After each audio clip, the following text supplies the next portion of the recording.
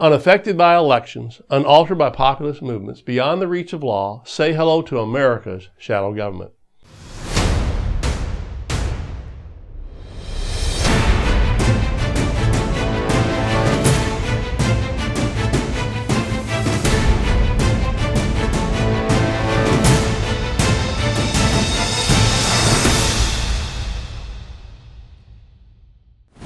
A corporatized, militarized, entrenched bureaucracy that is fully operational and staffed by unelected officials who are, in essence, running the country. This shadow government represents the hidden face of a government that has no respect for the freedom of American citizens. No matter who sits in the White House or who allegedly represents us in Congress, this shadow government is here to stay. Indeed, as leaked documents by the FBI reveal, this shadow government, also referred to as the Seventh Floor Group, essentially runs our government out of Washington, D.C. And as the Wikileaks data concerning the CIA's tapping into all of our electronic devices reveals, everything we're doing is being watched by government eyes. To be precise, however, there are two shadow governments that call the shots behind the scenes.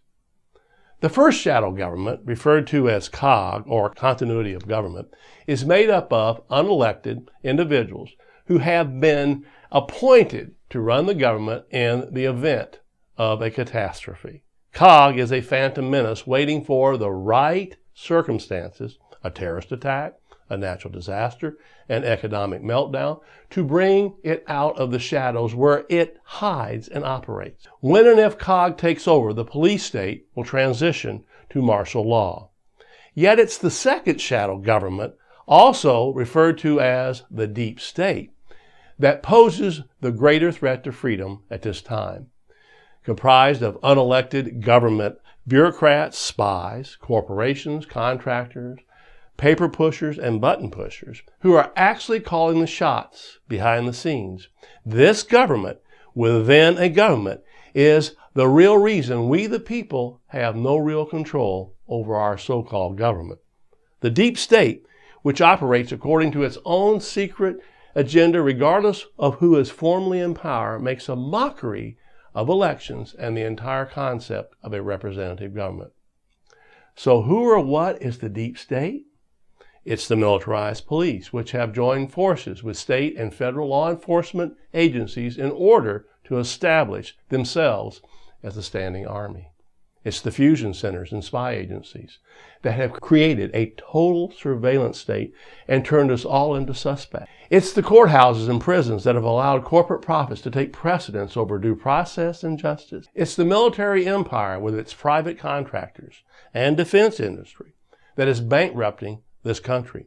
It's the private sector with its 854,000 contract personnel with top secret clearances, incredibly a number greater than that of top secret cleared civilian employees of the government. It's what former congressional staffer Mike Lofgren refers to as, and I'm quoting here, a hybrid of national security and law enforcement agencies. This is comprised of the Department of Defense, the State Department, Homeland Security, the CIA, the Justice Department, the Treasury, the Executive Office of the President by way of the National Security Council, the Foreign Intelligence Surveillance Court, a handful of vital federal trial courts, and members of the Defense and Intelligence Committees.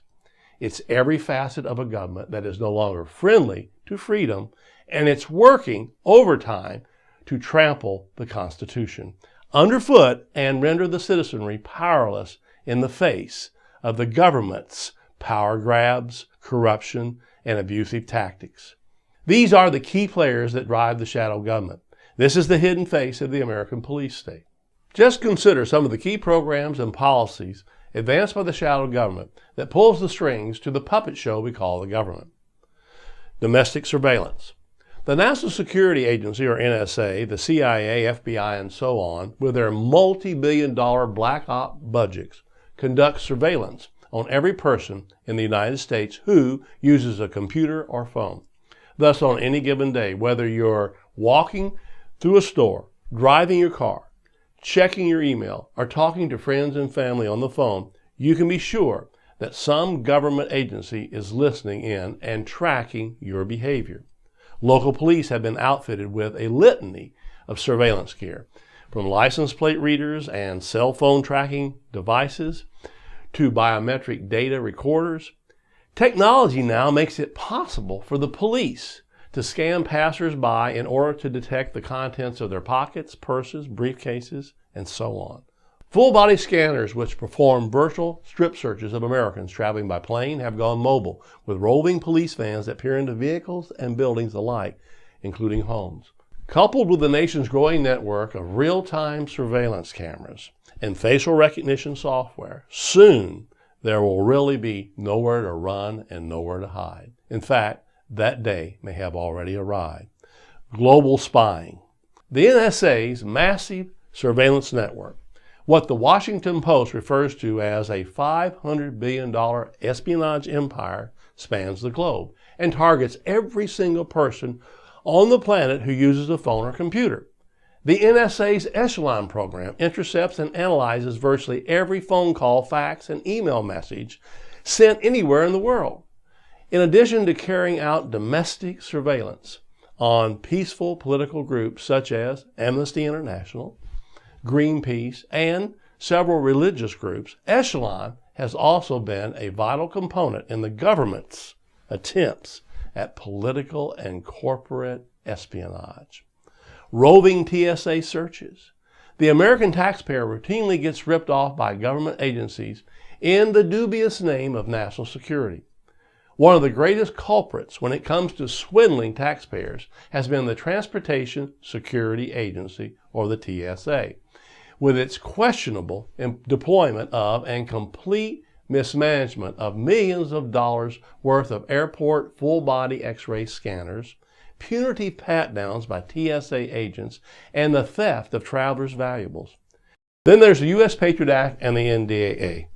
America's so-called war on terror, which the government has relentlessly pursued since 9/11, continues to chip away at our freedoms, unravel our Constitution, and transform our nation into a battlefield, thanks in large part to such subversive legislation as the U.S. Patriot Act and the National Defense Authorization Act, or the NDAA. The NDAA actually empowers the president to label someone an extremist and have them taken away to a detention camp where they will not have access to an attorney or be able to see their family. These laws completely circumvent the rule of law and the rights of American citizens. In so doing, they reorient our legal landscape in such a way as to ensure that martial law, rather than the U.S. Constitution, is the roadmap by which we navigate life in the United States. The militarized police state. Thanks to federal grant programs allowing the Pentagon to transfer surplus military supplies and weapons to local law enforcement agencies without charge, police forces have been transformed from peace officers into heavily armed extensions of the military, complete with jackboots, helmets, shields, batons, pepper spray, stun guns, assault rifles, body armor, miniature tanks, and weaponized drones. As such, the police have been given the green light to probe, poke, pinch, taser, search, seize, strip, and generally manhandle anyone they see fit in almost any circumstance, all with the general blessing of the courts. SWAT team raids. More than 80,000 SWAT team raids are carried out every year on unsuspecting Americans by local police for relatively routine police matters. Federal agencies, such as the Department of Education and the Smithsonian, are also equipped with their own militarized police squads. In the process, the incidence of botched raids and related casualties continue to rise. Nationwide, SWAT teams continue to be employed to address an astonishingly trivial array of criminal activity or mere community nuisances, including angry dogs, domestic disputes, improper paperwork filed by an orchid farmer, good example, misdemeanor marijuana possession, and overdue educational loans.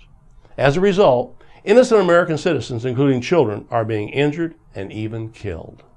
Domestic drones. The domestic use of drones continues unabated. As mandated by Congress, soon there will be 30,000 drones crisscrossing the skies of America, all part of an industry that could be worth as much as $30 billion per year. These machines, which will be equipped with weapons, will be able to record all activities using video feeds, heat sensors, and radar. An Inspector General report reveals that the Department of Justice has already spent nearly $4 million on drones domestically, largely for use by the FBI, with grants for another $1.3 million so that police departments and other government agencies can acquire their own drones. The school-to-prison pipeline. A compliant citizenry is now an important element of the deep state controllers. Unfortunately, abject compliance to the state is taught by example in the schools, through school lockdowns where police and drug-sniffing dogs enter the classroom, and zero-tolerance policies that punish all offenses equally and result in young people being expelled for childish behavior.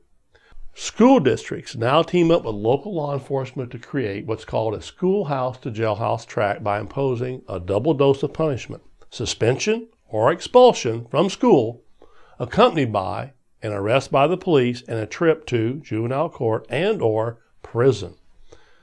Overcriminalization. The government bureaucracy turns out laws, statutes, and codes and regulations that reinforce its powers and value systems and those of the police state and its corporate allies, rendering the rest of us petty criminals. The average American now unknowingly commits 3 felonies a day thanks to this overabundance of vague laws that render otherwise innocent activity illegal. Consequently, small farmers who dare to make unpasteurized goat cheese and share it with members of their community have their farms raided. And America's prison population, the largest in the world, continues to grow. And finally, there's the endless wars. America's expanding military empire is bleeding the country dry at a rate of more than $15 billion a month or $20 million an hour. The Pentagon spends more on war than all 50 states combined spend on health, education, welfare, and safety. Yet what most Americans fail to recognize is that these ongoing wars have little to do with keeping the country safe and everything to do with enriching the military-industrial complex at taxpayer expense. Are you getting the message yet? Our so-called representatives in Washington are little more than figureheads, puppets, to entertain and distract the populace from what's really going on. Indeed, the deep state not only holds the nation's capital in thrall, but it also controls Silicon Valley and Wall Street, which supplies the cash that keeps the political machine greased and operating as a diversionary marionette theater. This is fascism in its most covert form, hiding behind agencies and private companies to carry out its dirty deeds. It's a marriage between government bureaucrats and corporate fat cats. As former congressional staffer Mike Lofgren concludes, and I'm quoting here, "The deep state is so heavily entrenched, so well protected by surveillance, firepower, money, and its ability to co-opt resistance that it's almost impervious to change. If there's anything the deep state requires, it's a silent, uninterrupted cash flow and the confidence that things will go on as they have in the past. It is even willing to tolerate a degree of gridlock. Partisan mud wrestling over cultural issues may be a useful distraction from its agenda. In other words, as I point out in my book, Battlefield America, The War on the American People, as long as government officials, elected and unelected alike, are allowed to operate beyond the reach of the Constitution, the courts, and the citizenry, the threat to our freedoms remains undiminished. We, the people, can change all this, however. The question, of course, is, are you willing to fight for your freedoms, or are you content to remain a slave in the American police state? For just a small subscription fee, you can become a member of the Newsbud community and help keep this website running. Your subscription will provide you with full community access to exclusive content, including videos and articles from Newsbud's team of experts and analysts. as well as a members-only monthly newsletter from Newsbud's founder, Sibel Edmonds. Sign up today for full access at newsbud.com.